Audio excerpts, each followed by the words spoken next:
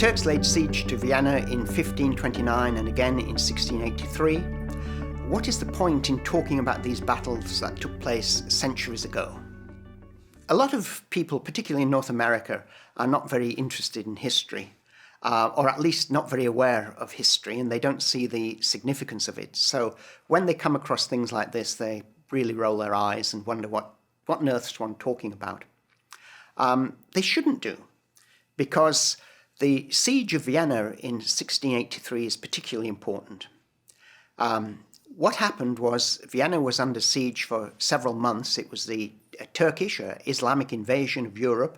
And if Vienna had fallen, then probably most of Western Europe would have fallen to Muslim armies.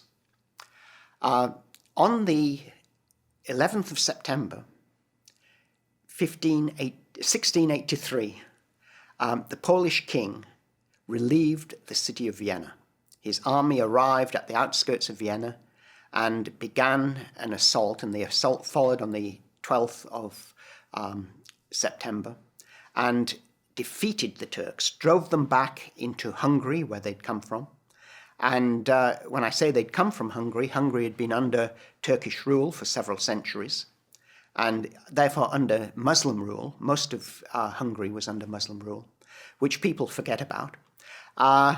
And they were driven back. They were then totally defeated. Hungary was freed from Muslim rule by Prince Eugene, and this was the end of Muslim dominance in large parts of Europe. It changed history, because if it hadn't have been for that battle, Europe would have probably fallen to Islamic armies, Muslim armies. Americans don't know anything about this. Most people in England don't know anything about this.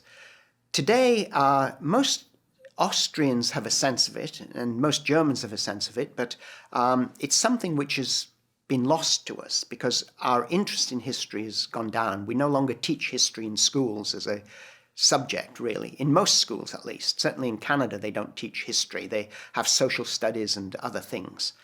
So there's great loss. But Muslims haven't forgotten about it. When bin Laden attacked the Twin Towers, in one of his speeches, one of his notices afterwards, he mentioned that this was to restore the honor of Islam. And he mentioned the fact that Muslims had once ruled Spain and they'd been driven out of Spain. And he also alluded to the 11th of September being a crucial date when Muslims were humiliated. They were humiliated because the Polish army had liberated Vienna. He was well aware of this. We're not aware of it. And so it is important, I think, for people to develop a sense of history. And for Christians, this is particularly important because Christianity is a historical religion. We're rooted in history. And I think if we understood history better, we'd understand many world events better. In North America, one gets it's understandable. You don't teach history in schools, and you've no sense of history around you. I live in a city that is sort of 300 years younger than the house I was born in Whitehaven in Cumberland. This is something you don't have a sense of that in North America. When you walk down the street in England or in Germany, you see old buildings that immediately remind you of the past. When I was a child, I grew up in a town called Northallerton in Yorkshire, and we used to go for walks on Sunday afternoons, and we went to a bridge in a little town called Romanby. It was a sort of suburb of Northallerton, and you could walk over. There was a very pleasant walk, and you walked over a bridge, which we were told at the time was a Roman bridge. I've discovered recently it wasn't really Roman. It was built in about the 10th century. But it was a pretty old stone bridge, and, one was aware of a sense that the Romans had been there because it was on a Roman road, which is why it got the name the Roman Bridge and why Romanby was Romanby, because there'd been a Roman camp there. You're aware of history. This awareness isn't here in North America. And throughout history, Christians have recognized the importance of history. Protestants tend to reject the idea of pilgrimage and the ideas of saints' days and things like this as being Catholic mumbo-jumbo. But in fact, there was a very good reason for them. And if one reads the reformers like Martin Luther or John Calvin, one finds that what they really rejected was the cluttering of these things with superstition. The ideas that if you did these things, you would get good luck, you would be healed of things automatically, that they were things that were really corrupted. One's got to read someone like Chaucer and his Canterbury Tales, and you see how corrupt pilgrimages had become. But the idea of pilgrimage and the idea of saints' days was really rooted in the Bible. If you read the Old Testament, one finds that again and again, the people of Israel are told to remember what God has done. And after Joshua leads the victorious armies of Israel into the promised land, when there's a battle, and the battle is over and they've won, they erect a pile of stones. And they're told again and again, when your children ask what these stones are there for, tell them how the Lord delivered us. And when we get to the New Testament, we're told again and again to remember what God has done. The Gospel of Matthew begins with talking about God remembering the people of Israel and remembering his people, and it gives the genealogies and all of these things. It's all a matter of remembrance, and we've forgotten. And therefore, remembering these historical dates and looking at these things brings us in touch with our Christian history, and it also helps us interpret the world today. I think one of the great triumphs of secularism in the modern world is to make Christians forget, and to forget what God has done to deliver them. I went to Vienna a number of years ago, and in the cathedral in Vienna, there's a famous cannonball wedged in the heights of the cathedral up on a wall that you can see, which was fired by the Turks, and it hit the cathedral and stopped there. It didn't bring it down. It landed with some force, but it got stuck in the walls. You can still see it, but it's not pointed out to people. I had to ask several guides at the cathedral, where's this cannonball? Because I'd read about it, I wanted to see it. And even they didn't know. I mean, one of them eventually did and showed it to me. So we've really forgotten.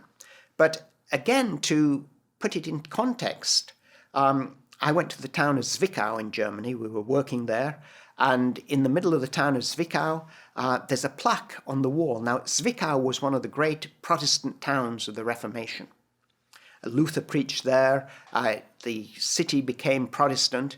And on the city hall, the old city hall, there's a plaque. And the plaque says, in German, of course, pray for Vienna. Pray for God's victory in the siege of Vienna, and thank God for delivering Vienna from the Turks.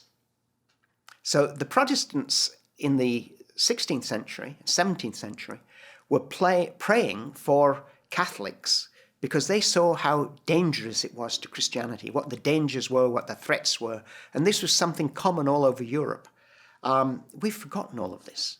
We don't pray for, well, we should be praying for, and I hope people increasingly do, Christians who are being persecuted in other parts of the world. But remembering our history helps remind us to pray, and helps Christians get a sense of perspective. So much we look inward, and we think that ours is the only age that has faced these problems. We're the only Christians who are in this sort of situation that we're in today. And yet when you look at church history, one finds that there are many periods when Christians have been persecuted, when Christians have appeared to have lost everything. The best example I know is the story of the Venerable Bede. If you don't know who Bede is, he's an English monk who lived in Jarrow in the north of England, and he wrote the first book about English history, the ecclesiastical history of the English people, church and people. He also wrote a lot of sermons and other things that were preserved in places like Hungary. I mean, the manuscripts the British got back from places like Hungary. In these works, you get the idea of this Christian scholar writing Christian history, writing Christian theology, being very important and very influential in the whole of Europe. What one doesn't realise is that Bede was living at a time when the north of England had been converted to Christianity, and then there'd been invaders, and the Christians had been more or less wiped out. Then it had been converted again, and then he was living in a period when the invasions had started again with the Vikings coming. And Christianity appeared to be very precarious. I mean, the monastery Bede lived in, people estimate there were only 11 monks there.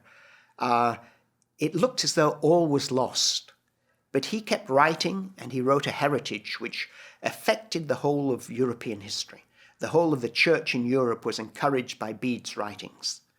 And I think Bede offers us an example that even in the darkest periods of history, if Christians are aware of history and if they remember what God has done, then they too can go forward with confidence.